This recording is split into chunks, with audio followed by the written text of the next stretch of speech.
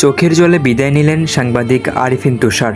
বরিশালের কালবেলা পত্রিকার এই জ্যেষ্ঠ সাংবাদিক মেহেন্দিগঞ্জের সন্তান মাত্র 40 বছরের জীবনে চলে গেলেন না ফেরার দেশে। গতকাল সোমবার রাত 10:30টার দিকে শেরেবাংলা মেডিকেল কলেজ হাসপাতালে হৃদযন্ত্রের ক্রিয়া বন্ধ হয়ে শেষ নিঃশ্বাস ত্যাগ করেন তিনি। মঙ্গলবার সকালে বরিশাল প্রেস ক্লাবে সহকর্মীরা তার মরদেহ শেষে শ্রদ্ধা জানান। এরপর নগরীর সদর রোডে প্রথম জানাজা অনুষ্ঠিত হয়। এরপরে আন্দারমানিক ইউনিয়নে পারিবারিক কবরস্থানে দাফন সম্পন্ন হয়।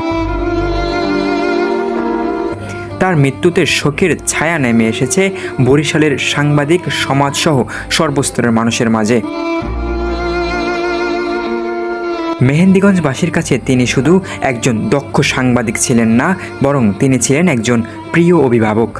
সিয়াম বিশ্বাস, ডেস্ক রিপোর্ট।